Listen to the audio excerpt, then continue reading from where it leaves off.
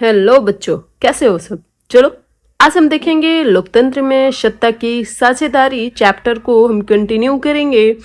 और आज के इस वीडियो में हम 2 पॉइंट को डिस्कस करने वाले हैं। फर्स्ट, लोकतंत्र में द्वंद्व क्या है, आखिरकार लोकतंत्र में द्वंद्व उत्पन्न कैसे होता है। दूसरा, हम ये समझने की कोशिश करेंगे कि आखिरकार सामाजिक विभेद क्या है, सामाजिक विभेद कैसे सामाजिक विभाजन का रूप लेता है। तो इस वीडियो में ये 2 टॉपिक्स को हम डिस्कस करने वाले हैं, तो लास्ट तक बने रहिए। सबसे पहले आप सबका स्वागत है एसएसटी पाठशाला विद अपूर्वा मैम में।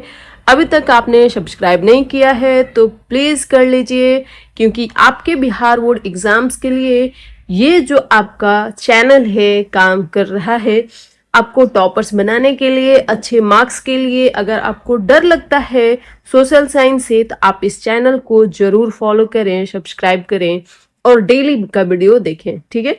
तो चलिए हम शुरू करेंगे। लोकतंत्र में द्वंद्व क्या है, आखिरकार लोकतंत्र में द्वंद्व उत्पन्न कैसे होता है। द्वंद्व का मतलब होता है आपका, एक तरीके से आम भाषा में आप विवाद समझ सकते हैं, कॉन्फ्लिक्ट, है ना। दो क्षेत्रों के बीच, दो जाति के बीच, दो धर्मों के बीच होने वाले विद्रोह को ही हम द्वंद्व कहते हैं, है ना। तो लोकतंत्र में ये द्वंद्व क्यों उत्पन्न होता है, इसको जरा समझो आप। आपने इससे पहले वाले वीडियो में लोकतंत्र को समझा है, सत्ता में साझेदारी समझी है, क्यों जरूरी, ये सारी चीजें समझी है। देखो, लोकतांत्रिक देश में जो समाज है, उस समाज में अलग अलग जाति, धर्म, भाषा, नस्ल, वर्ग, क्षेत्र के लोग रहते हैं। कोई हिंदू है, कोई मुस्लिम है, सिख है, ईसाई है, अलग अलग जाति है, भाषा बिल्कुल अलग है इनकी। कोई अमीर वर्ग है, कोई गरीब वर्ग है, कोई बिहार से है तो कोई उत्तर प्रदेश से है, यानी अलग अलग क्षेत्र से है ना। तो और ये जो लोग हैं, ये अलग अलग जो आधार है, और इन आधारों में जब विवाद उत्पन्न हो, विरोध उत्पन्न हो, तो वही क्या रूप लेता है, द्वंद्व का रूप लेता है। तो अगर आपसे कोई पूछे कि लोकतंत्र में द्वंद्व क्या है, तो आप कहना कि जब समाज में अलग धर्म, जाति, भाषा, नस्ल, वर्ग और अलग अलग क्षेत्र के लोग रहते हैं, तो उनके बीच में अक्सर विवाद देखा गया है, विरोध देखा गया है, और इनके बीच उत्पन्न होने वाले विवाद ही तो द्वंद्व है ना। जैसे अगर हम अमेरिका की बात करें, तो अमेरिका जैसा एक बड़ा लोकतांत्रिक देश, अमेरिका एक काफी बड़ा लोकतांत्रिक देश है, और वह एक अपने आप को सफल लोकतंत्र मानता है। तो अगर वह सफल लोकतंत्र होता, तो क्या वहां अक्सर श्वेत और अश्वेतों के बीच में विरोध देखने को मिलता, क्या उनके बीच अक्सर विवाद देखने को मिलता, क्या उनके बीच अक्सर वह विवाद यानी द्वंद्व देखने को मिलता, तो नहीं। तो अमेरिका जैसे लोकतांत्रिक देश में भी हमने देखा है कि वहाँ के जो श्वेत लोग हैं, गोरे लोग हैं, वे वहाँ के अश्वेतों के बीच हमेशा उनसे मारापीटी करते रहते हैं, अश्वेतों को हीन भावना से देखते हैं, है ना। तो इन दोनों के बीच जो विवाद, जो द्वंद्व उत्पन्न होता है, वही लोकतंत्र में द्वंद्व है। आप क्या समझ गए हो। सिंपल भाषा में हमने कहा द्वंद्व कुछ और नहीं, द्वंद्व विवाद है, विरोध है। किसका विरोध भाई, तो दो अलग जाति के, नस्ल के, धर्म के, भाषा के आधार पे जब लोगों में विवाद उत्पन्न होता है, तो उसे हम द्वंद्व कहेंगे। उनके बीच अगर कोई विरोध शुरू होता है, तो वही क्या होता है, द्वंद्व होता है ना। विरोध या विवाद कहोगे आप, तो यही क्या होती है, द्वंद्व होती है। आई होप आपने समझ लिया है। दूसरा हम एग्जाम्पल्स ये देखेंगे, जैसे भारत के अलग अलग क्षेत्रों में अलग अलग राज्यों के लोग रहते हैं। जैसे बिहारियों की जनसंख्या ज़्यादा है, हम बिहारी जो हैं इनकी संख्या के साथ हमारे यहाँ इंफ्रास्ट्रक्चर कम है, जॉब्स कम है, तो हम अलग राज्यों में जाते हैं जॉब्स के लिए, है ना। गुजरात जाते हैं, महाराष्ट्र जाते हैं, साउथ इंडिया जाते हैं, सिक्किम वगैरह जाते रहते हैं हम, है ना। उन सारे क्षेत्रों में अक्सर देखा गया है, गुजरात में जाओगे तो गुजरातियों द्वारा बिहारियों को हीन भावना से देखा गया है। अक्सर कोशिश की जाती है कि इन बिहारियों को यहाँ से भगा दिया जाए। महाराष्ट्र में सेम कंडीशन है, हमने कई सारी कहानियां पढ़ी हैं, देखी हैं, केरल से, तमिलनाडु से, हर जगह से बिहारियों को भागना पड़ा है। तो यहाँ जो द्वंद्व उत्पन्न हो रहा है, वह किस आधार पे हो रहा है भाई, तो क्षेत्र के आधार पे है। श्वेत और अश्वेतों के बीच में जो विवाद उत्पन्न था, जो द्वंद्व उत्पन्न था, वह नस्ल के आधार पे था, है ना। और यहाँ बिहारियों भारत में हम देख रहे हैं, यह आपका क्षेत्र के बेस पर हम देख रहे हैं, है कि नहीं। क्लियर है ना। चलिए, तो आई होप आपने पहला जो टॉपिक आपका द्वंद्व था इसे समझ लिया है, आपने एग्जाम्पल्स को भी समझ लिया है। तो अगर एग्जाम में पूछे तो आप आसान भाषा में समझाना और लिखना और एग्जाम्पल्स भी जरूर देना, ठीक है। नेक्स्ट टॉपिक आपका है सामाजिक विभेद की उत्पत्ति। आखिरकार कैसे सामाजिक विभेद की उत्पत्ति होती है ना। सबसे पहले विभेद समझो। विभेद का मतलब होता है एक भेद, अलग अलग लोग, है ना, अलग अलग लोग ही विभेद है। जैसे एक समाज है, अलग जाति के, धर्म के, भाषा के, संप्रदाय के, क्षेत्र के लोग रहते हैं, क्या तो इनमें क्या है, विभेद है। कोई हिंदू है, कोई मुसलमान है, तो ये अलग अलग इनके बीच में भेद है ना, विभेद है। तो ये कोई खराब चीज नहीं है। समाज में हमने देखा है कि हर एक लोकतांत्रिक देश की अच्छी बात भी यही है कि वहाँ समाज में विभेद होता है। तो विभेद ज़्यादा निगेटिव शब्द नहीं है। दिमाग में याद रखना कि जो सामाजिक विभेद है यह ज़्यादा निगेटिव नहीं है, बजाय सामाजिक विभाजन के। हम अंतर समझेंगे, है ना। तो सामाजिक विभेद का आधार होता है भाषा, धर्म, जाति, संप्रदाय, क्षेत्र। ये सब एक ऐसा विभेद है, एक ऐसा अंतर है जो जन्म से मिलता है। जैसे हम, अगर मेरी जन्म बिहार के रोहतास डिस्ट्रिक्ट में है तो यह मेरा क्षेत्रीय विभाजन है ना। अगर आपका बिहार के कैमूर में है तो आपका क्षेत्र कैमूर हो गया। अगर आपका नालंदा है तो नालंदा हो गया। अगर आपका जन्म किशनगंज है तो आपका क्षेत्र किशनगंज हो गया। अगर इस आधार पे भी नहीं, हम जिला आधार ना देखें, हम राज्य आधार देखें, तो अगर मेरा जन्म बिहार में तो मैं बिहारी क्षेत्र की हो गई। अगर आपका जन्म उत्तर प्रदेश का तो आप उत्तर प्रदेश वाले क्षेत्र से हो गए, है कि नहीं। तो भाषा हो सकता है, मेरी भाषा हिंदी है, आपकी भाषा भोजपुरी हो सकती है, मैथिली हो सकती है, अलग अलग भाषाएं हो सकती हैं। अलग अलग धर्म, जाति, संप्रदाय, क्षेत्र के आधार पे हमने देखा है।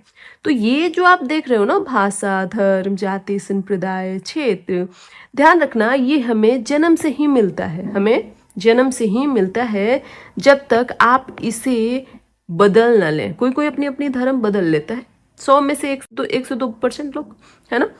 तो कुछ लोग हैं जो अपनी धर्म, जाति या अंतर जातीय विवाह के माध्यम से भी अपनी धर्म, जाति को बदलते हैं, ठीक है। लेकिन क्या क्षेत्र बदलेगा? नहीं। तो ये जो चीजें हैं, ये याद रखना, ये हमें जन्म से मिलती है। ये जो विभेद है समाज में, सामाजिक विभेद जो है, ये जन्म से ही होती है। लेकिन कुछ विभेद व्यक्तिगत विभेद भी होती है, यानी लोगों द्वारा बनाया हुआ विभेद। जैसे लिंग। लिंग का मतलब होता है स्त्रीलिंग और पुल्लिंग, यानी स्त्री और पुरुष, है ना। तो यहाँ एक विभेद ये भी उत्पन्न किया गया है, लिंग व्यक्तिगत, कि कोई पुरुष है, कोई महिला है, तो ये व्यक्तिगत है ना। रंग के आधार पे भी, वह काला है, वह गोरा है। नस्ल के आधार पर भी, है ना। धन के आधार पर भी विभेद देखा गया है। धन के आधार पर भाई कैसे, वह अमीर वर्ग है या गरीब वर्ग है। तो आखिरकार विभेद, आपने अंततः ये समझा कि समाज में जो लोग हैं उनके बीच का जो अंतर है वही विभेद है। क्या आपने समझा कि समाज में जो लोग हैं, बहुत सिंपल से शब्दों में समझना कि समाज में जो लोग हैं और उन लोगों के बीच में जो अंतर है, और अंतर किस बेस पे भाई, तो अंतर आपके भाषा, जन्म, जाति, संप्रदाय और क्षेत्र के आधार पे जो अंतर है। इसके अलावा लिंग, रंग, नस्ल, धन के आधार पे जो अंतर है, वही तो सामाजिक विभेद है। क्या आपने समझा? क्लियर है ना? बिल्कुल। तो इसमें विभेद में भी हमने देखा कि एक तो हमें जन्म से मिलती है और दूसरी व्यक्तिगत हो जाती है, यानी लोगों द्वारा हमें दे दिया जाता है। जैसे जन्म से भाई कैसे, तो जन्म से भाषा, जिस पारिवारिक परिवेश में आपने जन्म लिया है, जिस पारिवारिक परिवेश में आपने जन्म लिया है। जैसे अगर आपकी परिवार का जो धर्म है हिंदू है, तो स्वतः वह धर्म आपका भी हो जाएगा। अगर आपकी जाति यादव है तो आपका स्वतः ही आपकी जाति यादव हो जाएगी।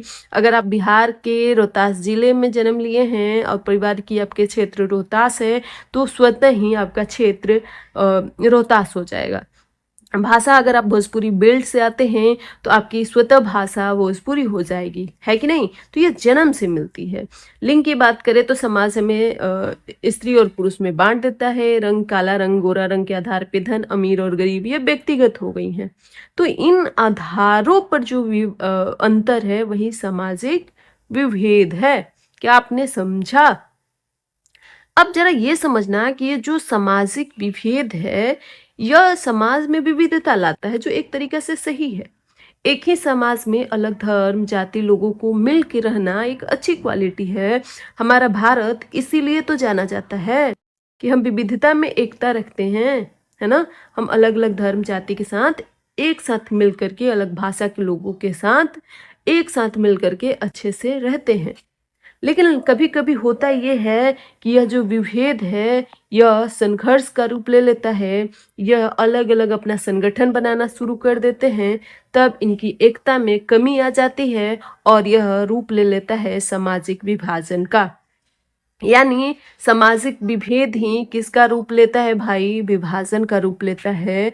कब लेगा? जब समाज में रहने वाले लोगों के बीच में उनकी जाति, धर्म, संप्रदाय, नस्ल, क्षेत्र के आधार पे जब उनके बीच संघर्ष उत्पन्न हो जाता है।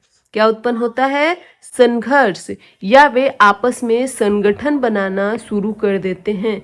श्वेत अपना अलग, अश्वेत अपना अलग, यादव अपना अलग संगठन बना रहे हैं, कुर्मी अपना अलग संगठन बना रहे हैं। तो अगर अलग अलग संगठन बनना शुरू हो गया तो वह समाज में सामाजिक विभाजन का रूप लेगा। और सामाजिक विभाजन हमेशा निगेटिव होता है। यह हमेशा समाज में शांति बनाने नहीं देता है, हमेशा झगड़ा कराता है ना। क्या आपने इस बात को समझा? तो आपने अंतर में ये देखा कि सामाजिक विविधता समाज में, सामाजिक विभेद जो है वह समाज में विविधता लाता है। हमने इनके बीच में एकता भी देखा है, लेकिन कभी कभी इनके बीच संघर्ष भी हमने देखा है।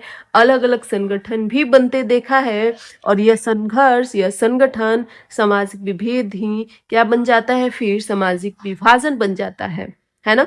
तो अक्सर आपके एग्जाम में ये पूछा जाता है कि सामाजिक विभेद में और सामाजिक विभाजन में क्या अंतर होता है ना। इन दोनों के बीच में आखिरकार क्या अंतर है? तो आप जरा समझना। विभेद हमने कहा कि लोगों के बीच का अंतर ही सामाजिक विभेद है ना। हमने क्या डिस्कशन की है? हमने पहले हमने जो पढ़ा है, समझा है, उसको हम ओवरऑल देखेंगे अंतर के रूप में, ठीक है।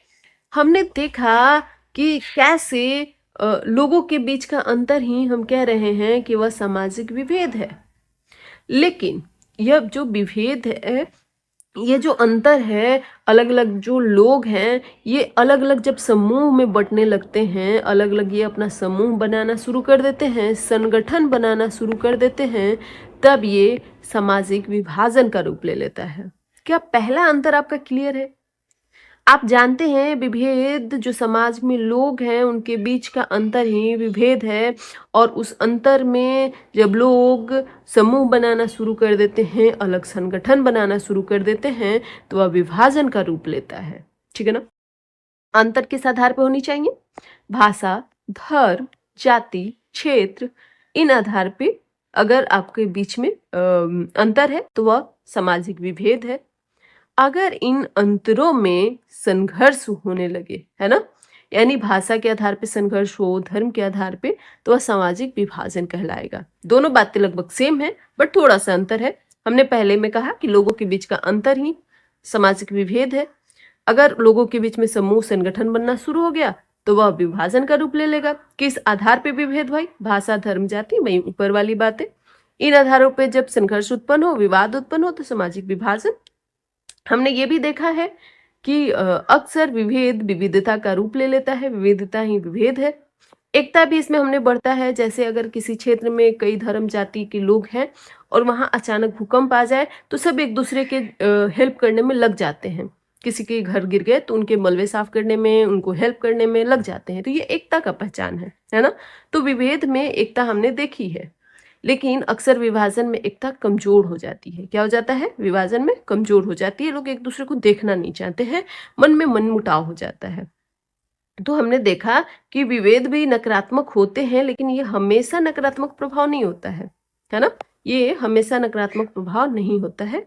लेकिन हमने अक्सर देखा है कि सामाजिक विभाजन का नकारात्मक प्रभाव ही होता है ना?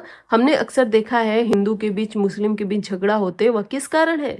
सामाजिक विभाजन के कारण है ना?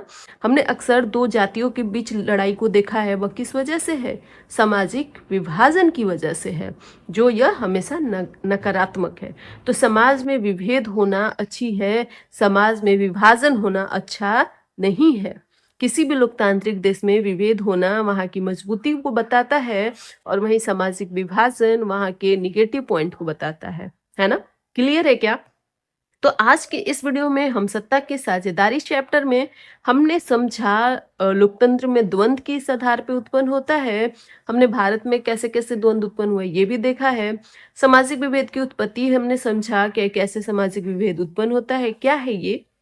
सामाजिक विभेद और सामाजिक विभाजन के बीच में अंतर को भी समझा है हमने, और ये एग्जाम के पॉइंट ऑफ व्यू से बहुत इंपॉर्टेंट होने वाले हैं। और इस बार जो अभी टर्म एग्जाम होने वाले हैं, इसके बाद आपके बोर्ड एग्जाम्स में अक्सर इससे क्वेश्चन बनते आप देखोगे, है ना? तो चलो आज के लिए हम इतना ही करेंगे। आई होप आप नोट्स बना रहे हैं अच्छे से, आप इन सारी चीज़ों को, छोटे छोटे पॉइंट्स को लिख रहे हैं। एक स्मार्ट नोट्स बनाइए, एक शॉर्ट नोट्स बनाइए, ताकि एग्जाम से पहले रिवीजन करने में कम से कम टाइम में आप कर सकें। ठीक है, तो चलिए आज के लिए इतना ही। Thank you so much.